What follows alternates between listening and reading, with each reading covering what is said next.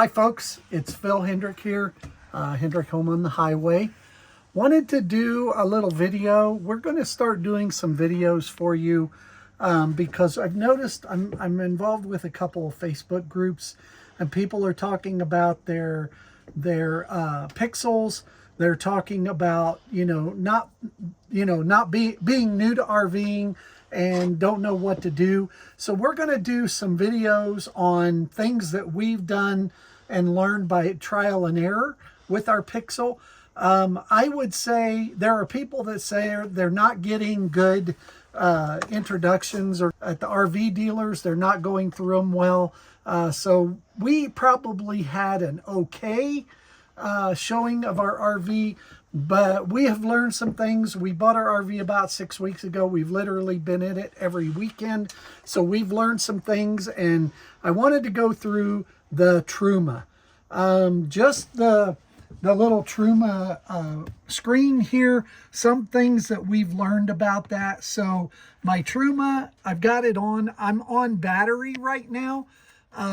Generally, when you see the little plug sign, it indicates that you're on shore power. I don't know why ours is indicating that at this point, but I just wanted to go through the Truma. Just the screen itself, kind of tell you what we've learned. So you'll see right now the little RV with the temperature, with the thermometer is flashing. This is for the heater, the furnace. So when you hit the furnace, you'll see that mine is off currently, but if you turn it, you'll see that now there's an indicator, and this is degrees. So it's set on 40 degrees right now. It won't kick on until you get it up, and you can set it on whatever temperature you want it on when you're camping. The little blue flame, you'll see it right now, ours is solid, but when the furnace kicks on, that little blue flame starts flashing. And that will tell you, oh, my furnace is running. And then the next thing is the hot water heater, the Truma hot water heater. You'll see it's flashing right now. Ours is currently set to off. I'm going to turn it on just real quickly, but I want to turn it off pretty quickly because we are winterized. But you'll see there's multiple settings. There's eco, which is just kind of, it keeps the water warm. There's hot, and there's boost. Boost will give you a really fast surge to get your hot water hot.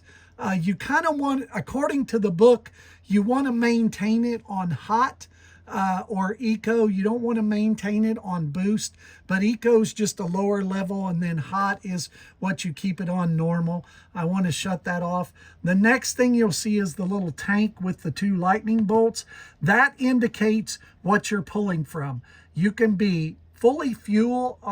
As you know, the Pixel does not have propane. So when it says fuel, it's pulling from your fuel tank, your motor, your engine fuel tank. The next thing is a mix 1. That is fuel and a lower wattage of electricity. I think it's like 750 watts, or mix 2 is like 1700 watts. You can look in your book. It'll tell you what each wattage is with that. Same thing with electric. Electric 1 is a lower level wattage setting. Level 2 is the higher level wattage setting for whatever you're doing, the hot water heater or the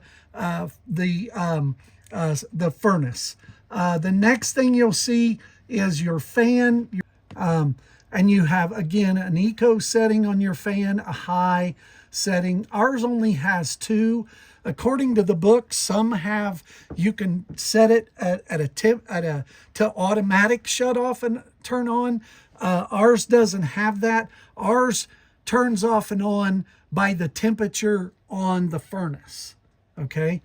So that's the fan setting. And that fan setting, Phil, that is only usable when you actually have something turned on. That's correct. Correct. So if you don't have a furnace on or your air conditioner on and you go to your fan setting, it doesn't do anything. It just, I think that there's a vent out there, but our vent is in the center of our roof and runs off our little max air here.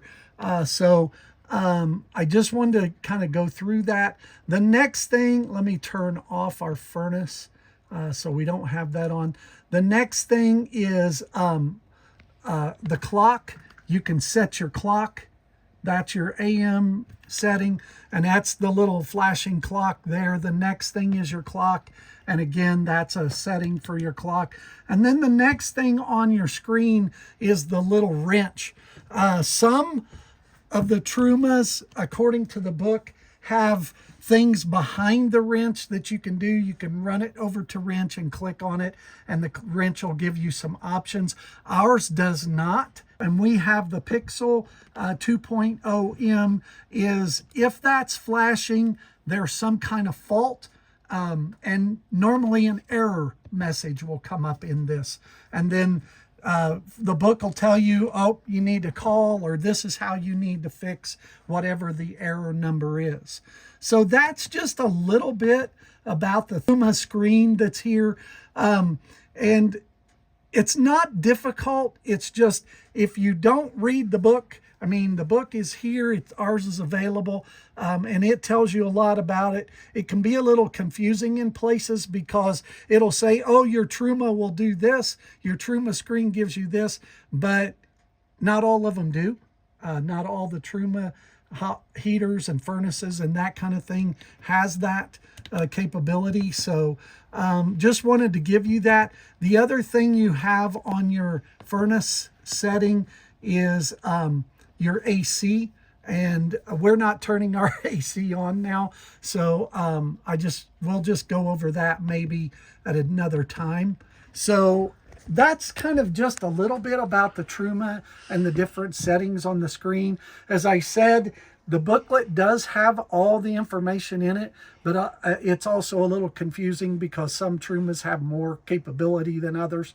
Ours must be a less advanced one. But the other thing you can always do is call the Coachmen Pixel service people, and they'll walk you through things. They'll help you out. We did a video on winterizing your RV. And if you look at that, I talk about a guy named Bill. And if you just Google Coachmen Pixel and go to the Coachmen Pixel page, there are names, and you can hit the contact, and it lists like 2 or 3 CS customer service reps by name with their phone number. They're always there to help also. So I wanted to give that. As always, we're Hendrick Home on the Highway, and we will see you down the road.